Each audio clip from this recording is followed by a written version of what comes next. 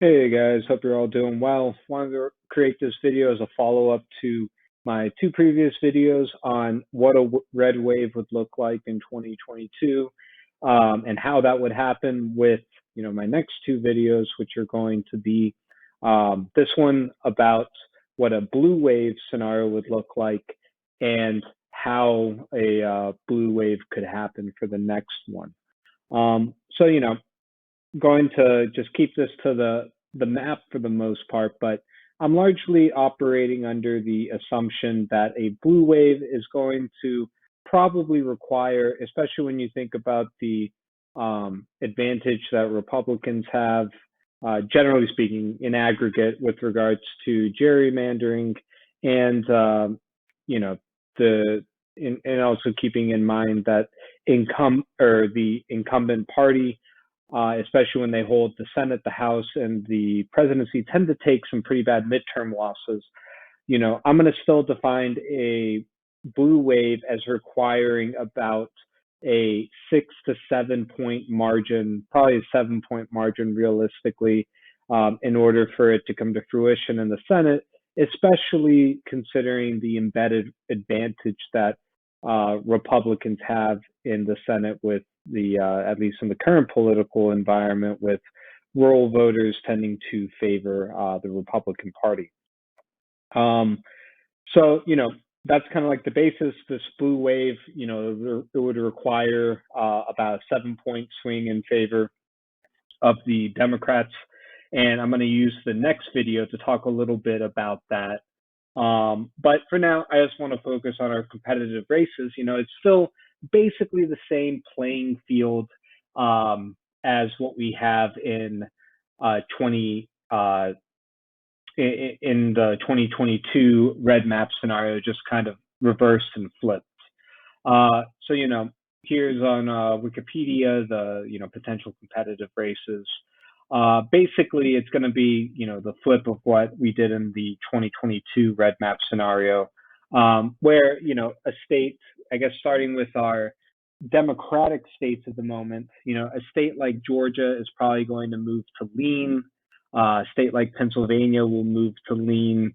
Vermont, I think, would move to probably safe territory, and New Hampshire, even if Governor Sununu were to run, I do think that the incumbent Maggie Hassan would be favored to win that reelection, just because again, New Hampshire is a very elastic state, tends to move in a magnitude of what the national political environment is saying, and well, even if Sununu is pretty popular, if there is a 7 point margin nationwide, you're going to have probably Maggie Hassan go to the win re-election relatively easily. Same thing, in a wave type environment, I would honestly move a state like Arizona that's been trending towards the Democrats probably to safe. Nevada, it tends to be relatively inelastic, so I'd move it to lean, but again, it would be pretty competitive. It would always be competitive, kind of similar to, a place like New Hampshire or North Carolina, but I do think that it would be, a lean, which in my book kind of implies like a 75, 80+% chance of winning. And then, when it comes to states like Colorado, Oregon, and Washington, I would move them into the solid Dem category. And then we start talking about our potential flips. I do think that Florida, it's definitely, if we use the 2018 midterms as kind of like a guide, for how these states may perform, I do think that Florida kind of showed it has shifted considerably towards Republicans, but it is always competitive. And I would move this into the tilting Republican category. A state like Ohio and Iowa, I do think have shifted away from Democrats in recent years. So I would move them into the tilting category. And then when it comes to potential flips, I mean, I think that a state like Wisconsin would probably move into tilting Democratic, and same thing with North Carolina. North Carolina, a relatively inelastic state, but one that would probably go over to the Democrats in this type of environment. Um, you know, it's tough to say. I think a state like Indiana would probably move into more of a leaning Republican category, and same thing with Missouri, probably to a safe Republican category, in a true wavier fashion.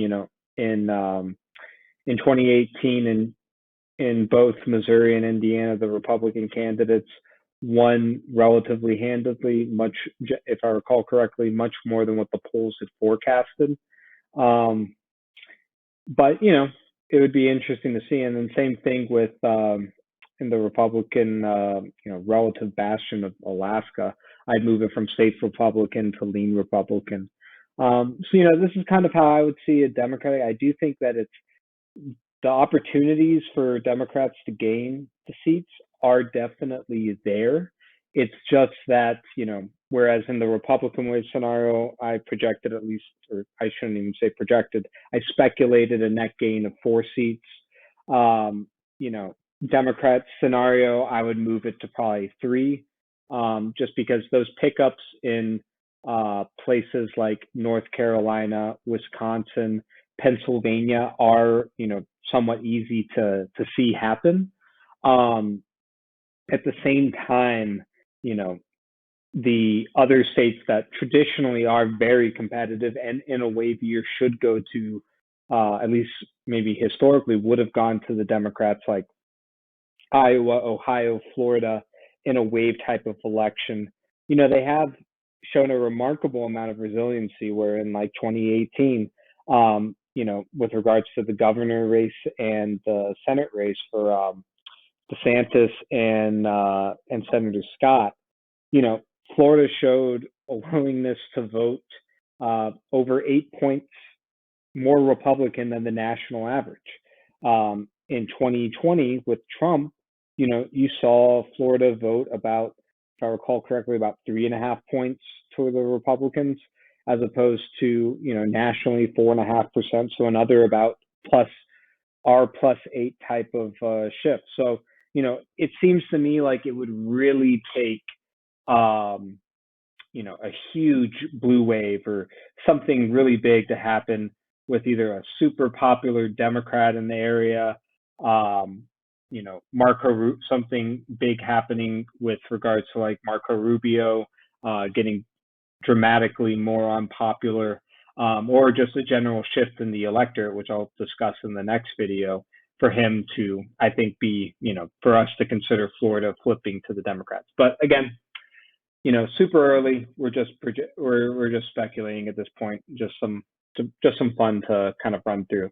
So, anyways, as always, feel free to like, comment, and subscribe, and let me know any of your thoughts with regards to future videos. Hope you're doing well, and stay safe and stay healthy. Bye.